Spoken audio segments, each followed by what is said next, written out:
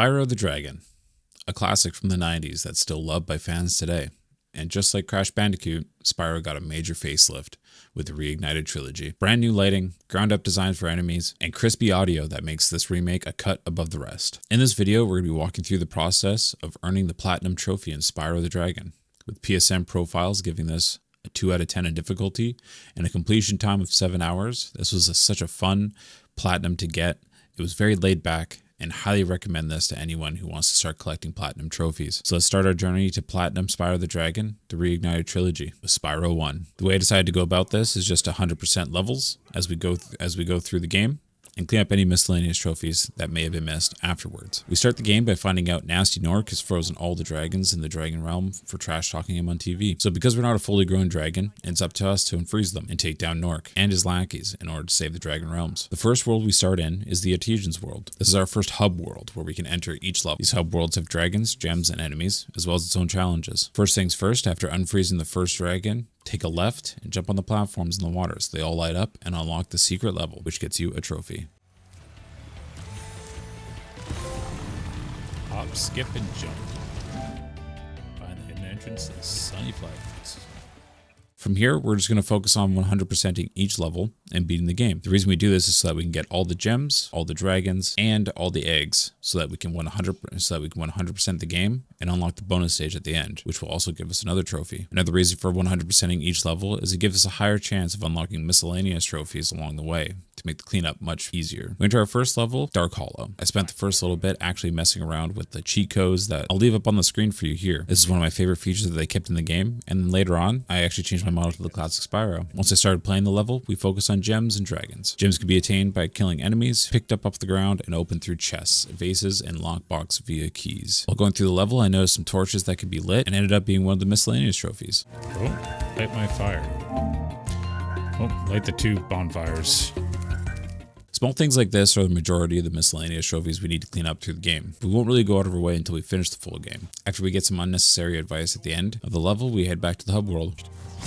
Yeah, thanks for telling me that at the end of the level. We head into our first flying level, which are different than regular levels. These levels are timed, and we have to fly through rings or arches, destroy enemies, or flame chests, which will give us bonus time to the current timer. In this specific level, we need to destroy chests, then fly through arches, flame the planes, and destroy the barrels. Once completed, you'll get a bunch of gems and the 100% complete notification at the bottom of the screen. Back in the hub world, we can look around for more gems and dragons to get the 100% for the hub world and focus on finishing the rest of the levels. Moving to the next level, we discover a new enemy holding an egg.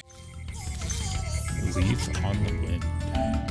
Fly to a secret egg thief area in town square. These are collectibles that are required to 100% a level. So chase them down with your charge and use your flame attack when in range to defeat them. Once you get the egg, you can finish collecting the gems and the dragons, then head back. The remaining levels of this world are pretty straightforward. Collect the gems, defeat the enemies, get the egg, find the key, collect dragons. Do this in the remaining levels and make your way to the first boss world, Toasty.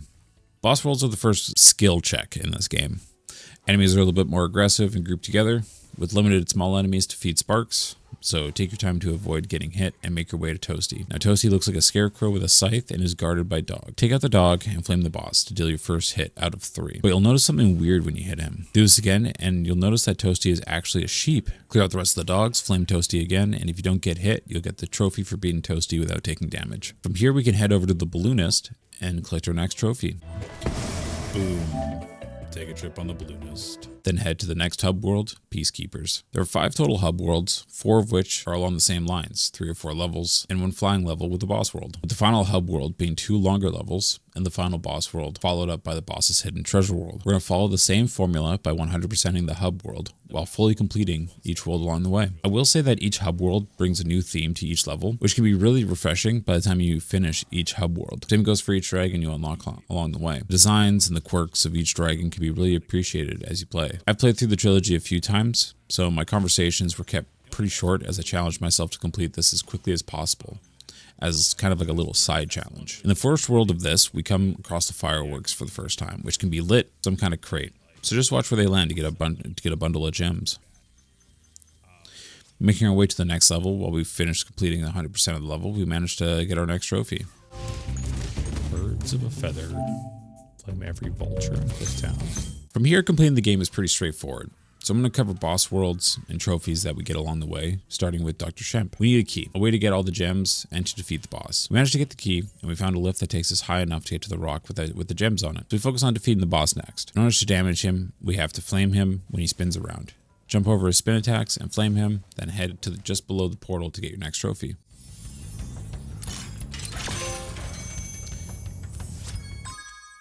What's in the box? Come on, strong chest.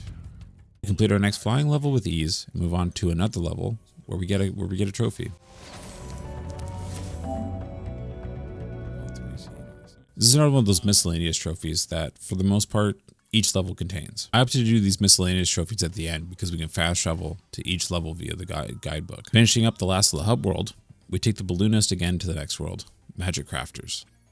This is a fun mountain area containing magicians who like to cause havoc, and our first power-up, the Supercharge, which allows us to run faster and break down barriers as well as jump farther. This is used in a later stage. The next trophy can be found in Alpine Ridge by getting the hidden egg and jumping to these platforms with fireworks and lighting all three. Just make sure you watch out for the explosions or to fall down and not collect the gems. Pops of the tops. Detonate 3 explosive chests. Nice.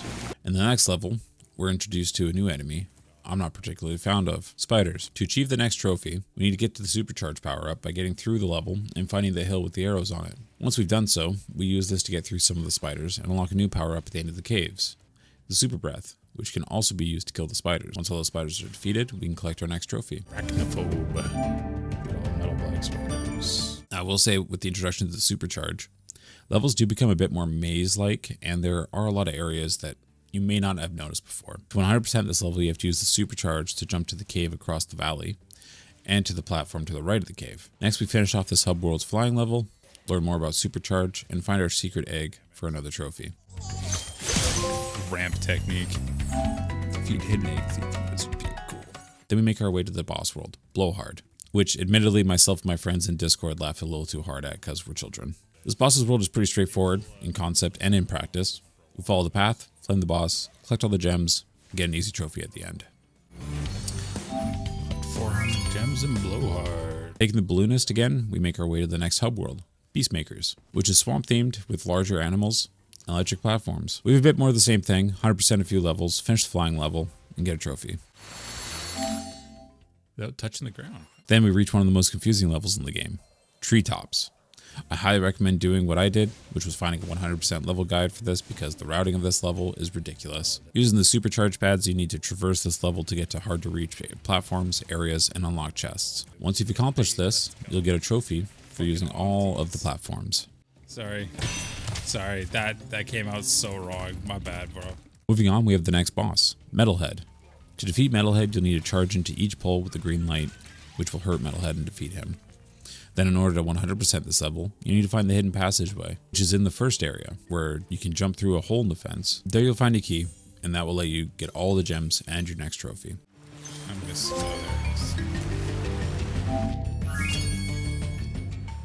We take the balloonist to Dreamweavers, which is the last normal hub world and one of the weirdest worlds in my opinion. These weird thumb people were haunting my dreams from back in the day, and honestly still do with the remastered versions.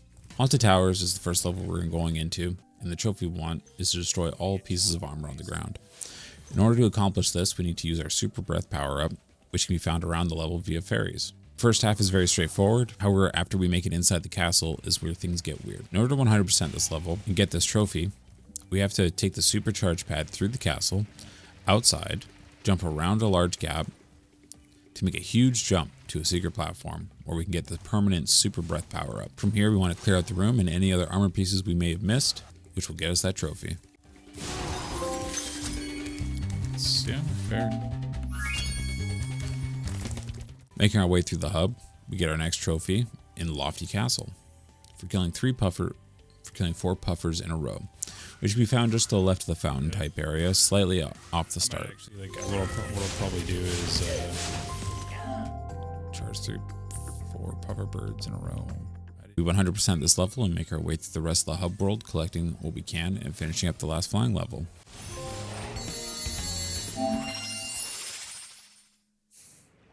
We've made it to the boss world to face off with Jacques, and using the magic platforms, we make our way through the level to defeat the boss. However, there is a secret area to the left of this level by using the gestures at the beginning of the level. Once over there, we can get all the gems, but if you want the trophy, you'll need to flame all the enemies off the pillars in one go without touching the ground.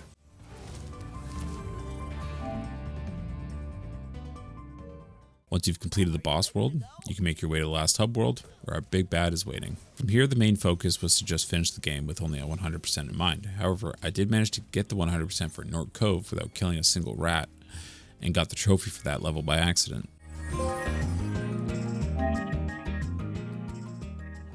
After 100%ing the 2 levels in Gnasty's world, we find ourselves face to face with Gnasty Nork himself. Now, this is a really fun level.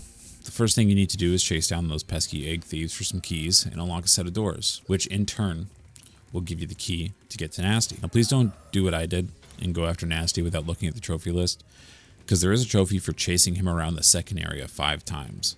So do that first, and then flame him one last time to get him in the final area.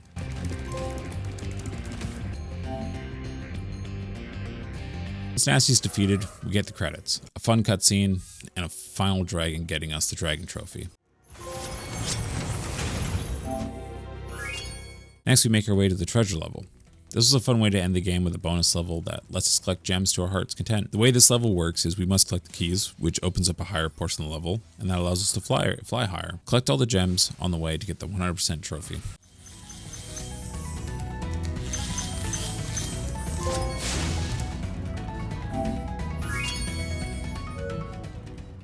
Now it's time to check our trophy list and use our guidebook to swiftly clean up the trophies we missed along the way. So let's finish this up with a rapid fire. Starting with Stonehill, we need to flame a bunch of sheep in the area to the right, which gets us our first cleanup trophy.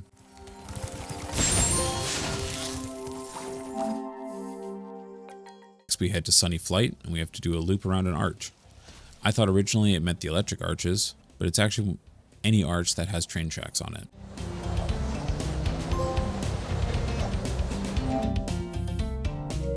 That's it for the Artisians world, and now we head to our next hub world to shoot a cannon at a taunting Nork. Make sure you flame a tent that they hide in to get them to taunt you, then shoot the cannon.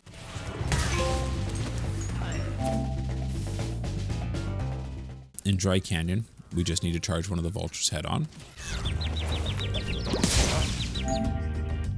Next is Night Flight, where we have to flame each fairy holding a sign.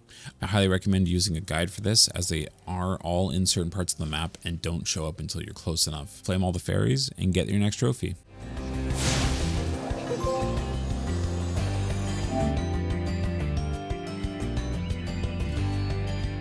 Head to the Magic Crafters world, and at the beginning line up the druids to charge through all 4 for your next trophy.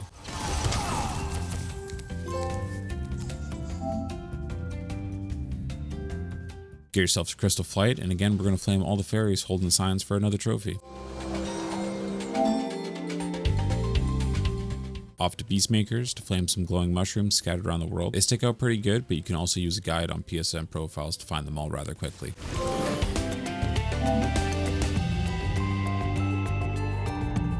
Our next trophy is in Terrace Village, where we need to flame 3 fireworks in a certain amount of time. I recommend using the route I used here.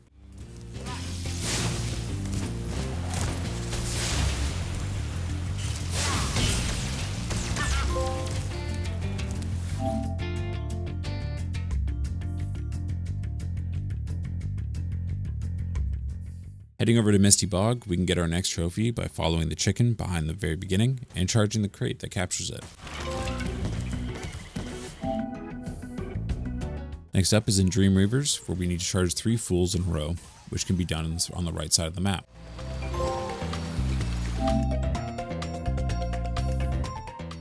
We head over to Dark Passage, where we need to flame 3 big dogs, which will change depending on the light the jokers use. Wait till they're big and flame them to get the trophy.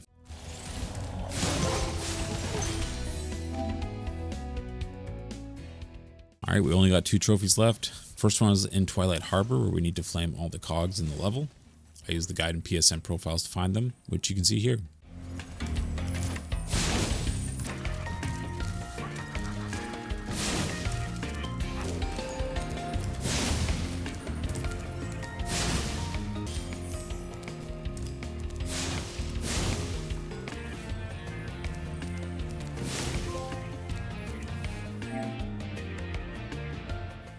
Finally, we head back to Gnasty North to chase him around the second area 5 times, unlocking the final trophy, and in turn gets us that beautiful platinum trophy.